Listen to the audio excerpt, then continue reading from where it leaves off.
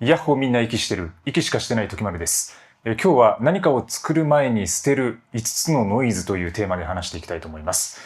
集中力を高める方法ですね。そんなところですね。で、やっぱり作るっていうか、物を作るっていうこともそうなんですけど、単純に仕事とか作業とか、なんか集中できないなっていう方は、今回の5つをですね、ちょっと試していただくと、集中できる環境が戻ってきますので、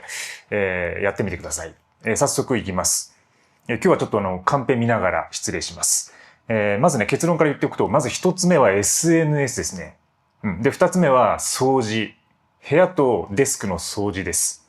整理整頓ですね。で、三つ目は、デジタル上の PC 上の環境を整える。これ後ほど詳しく説明します。で、もう一つは、お休みモードで連絡を遮断すること。ディープワークを深める方法ですね。で、5つ目が、音というノイズを調整していく。その5つになります。はい。で、1つ目はですね、まずSNS っていうところで、SNS はとにかく時間を取られますね。脳をハックされるような状態になるんで、もう常にね、新しい情報出てきますので、もうスクロールが鳴りやまないと。ロックンロールが鳴りやまないと。そういう感じになってくると。で、見るだけでもね、時間を取られるのもそうなんですけど、やっぱ見ることによって、誰かの作品とか、誰かの生活とか、そういうものと比較が始まってですね、で、それで自分自身が落胆をしたりとか、落ち込んだりとか、ああいう他の人はこんなにいい写真を撮ってるのになぜ自分は撮れないんだとかね、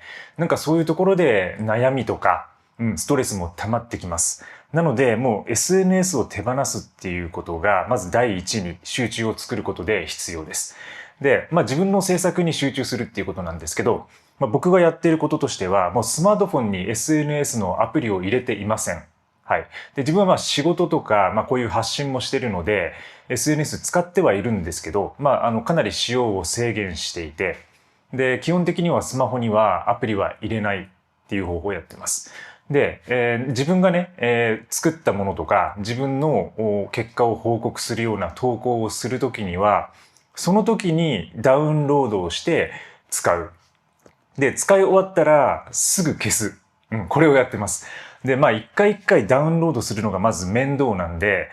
それでまずその投稿頻度が下がると。で、最近ツイッターもね、今年からまた動かし始めて、ちょいちょい投稿してるんですけど、それもね、自分の投稿を書いたら、もうそれで終わりです。で、他のフィードをもうダラダラと眺めることはしません。で、それやり始めたら、もうね、時間が終わっちゃうというか、時間を取られるってことをもう分かってるんで、で、ストレスもやっぱり溜まる時もあります。わけわかんない、おじさんの喧嘩がずっとなされてるじゃないですか。そういうね、おじさんの喧嘩をこう見るために自分は生きてないっていうか、誰もがそうだと思うんですけど、でもそういうやっぱり過剰なものに反応を人はしてしまうので、だらだら見てしまうんで、もうそこは見ないと。で、自分が投稿したら、もう消す。それをやっています。で、僕はその YouTube こういうふうに発信してるんですけど、YouTube のアプリケーションすら入れていません。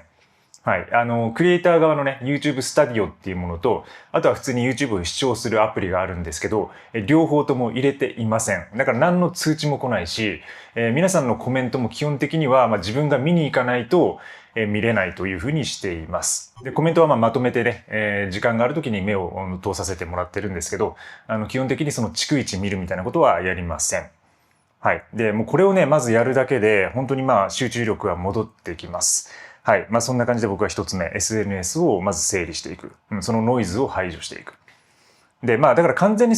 やるなっていうか、やらないっていう方向でもないってことですね。完全に断ち切るのがもちろんいい場面もあるんですけど、やっぱり情報収集だったりとか、自分の勉強とかね、そういうのにも使えるので、だから完全に、極端にね、エクストリームにゼロにしようっていう方向では最近はなくて、ちゃんと自分で制限をしながら使っていくという、そういう方向になってます。で、二つ目は掃除ですね。はい、掃除。まずやっぱり無意識にね、こう入ってくるんですよね。ゴミが散らかっていたりとか、様々な、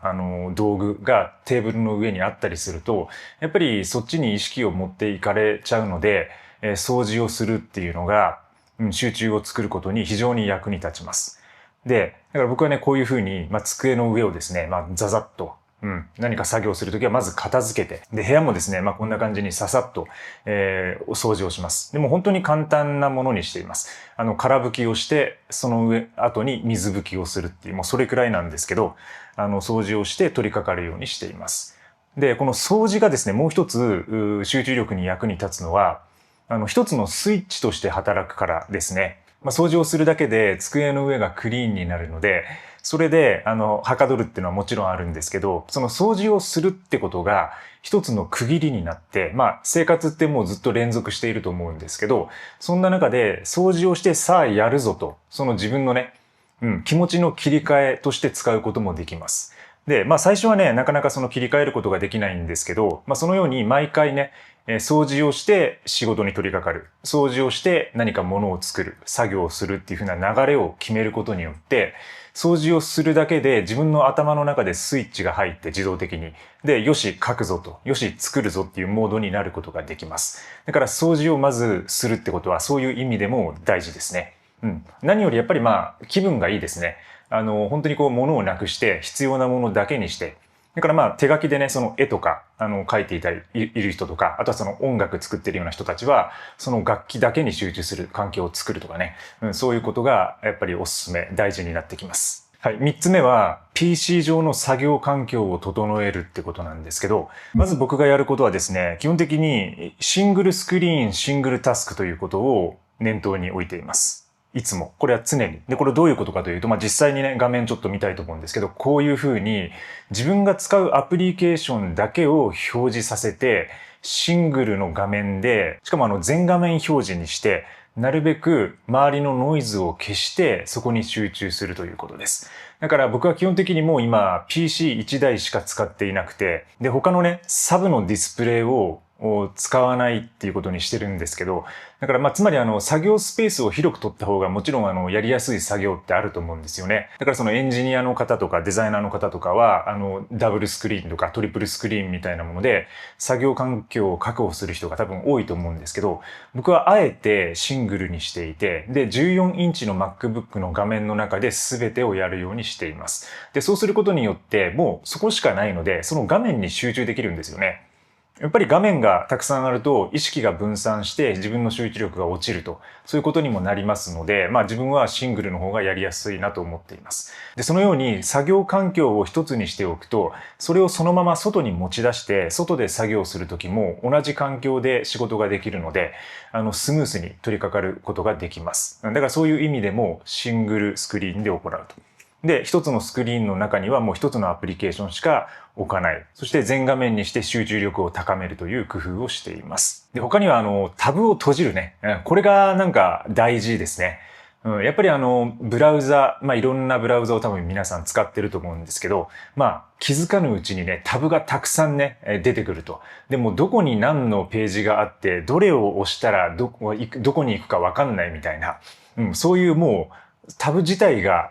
煩雑なね、状況になってる方が多いんじゃないかなと思うんですけど、僕も昔そうでした。で、たまに今でもそういう状況になる時があります。リサーチしていたりとか、なんかそういうのでたくさんタブが出て、で、YouTube も見たいから動画も開いておいてみたいな。で、これから今後見たい動画をね、たくさん開いてとか、なんかそういうことをやってた時もあるんですけど、もう最近は、もう基本的にタブは一つか二つにしておく。最小限にしておく。で、作業を終えるときはもうゼロタブ運動みたいな感じで、タブをもう全部閉じてから終わるというふうにしています。だからもう開きっぱなしにしないタブを。なんかやっぱり何か開いてるだけで自分の脳内でですね、それがバックグラウンドタスクとして、だからそこで裏側で微妙な認知負荷みたいなものが脳にずっとかかってるような状態になると思います。だからタブを全部閉じるっていうのは結構そういう意味で、本当にスッキリする感じがするし、で、視覚的にももちろん楽になるし、自分が見たいページはもう一つだけっていう風にしておけば、そこに集中することができるので、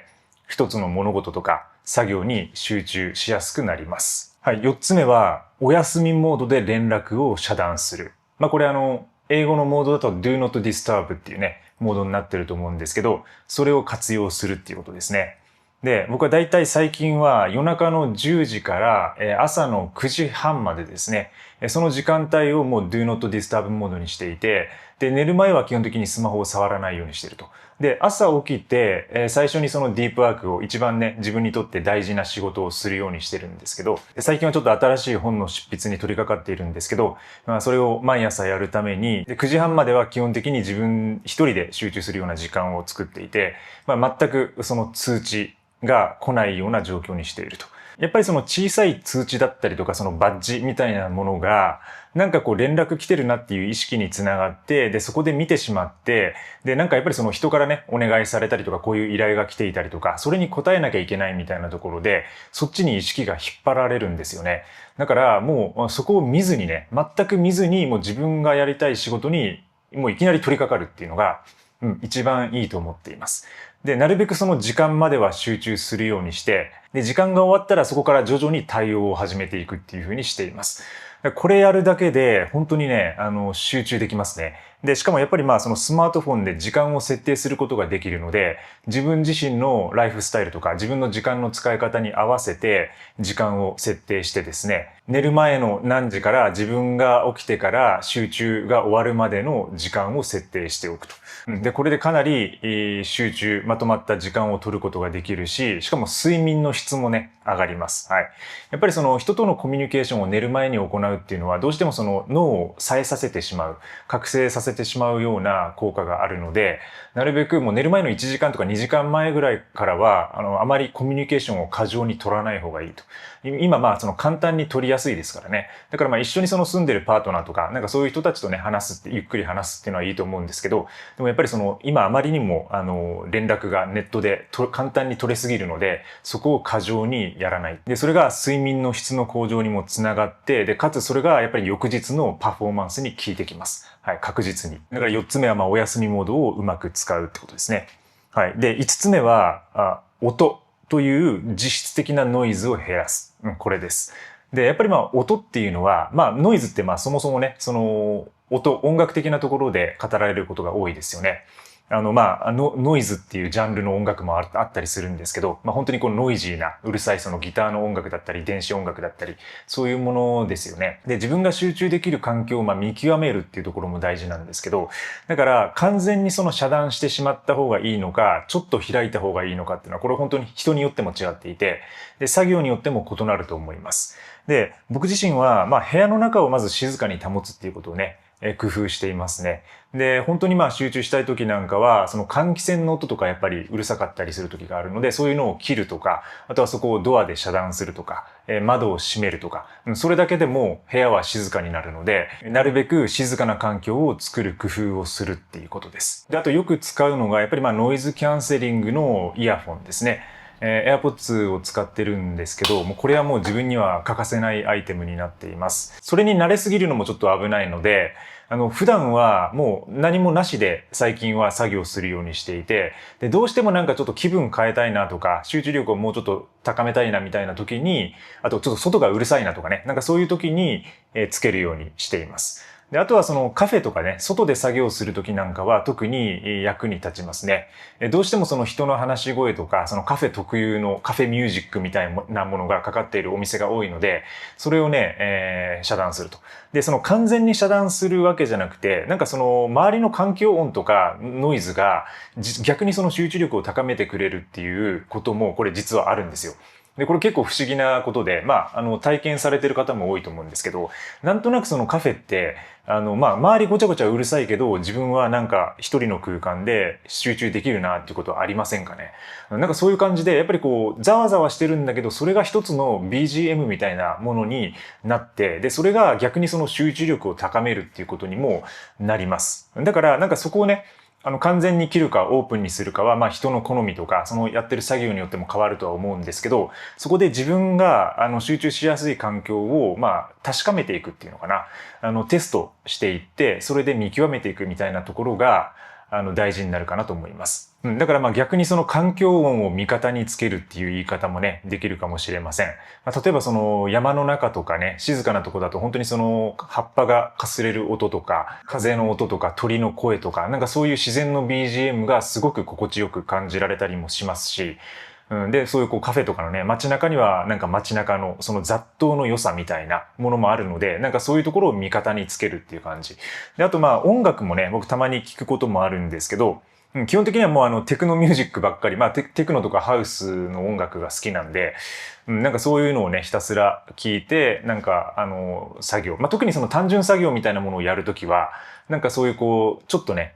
リズムがある音楽をずっと鳴らしてた方が結構ね、集中できるっていうところはありますね。でもやっぱりそのボーカルが入ってくると、やっぱりそのボーカルに引っ張られるようなところがあるんで、その英語の歌にしても日本語の歌にしても、結構そのね、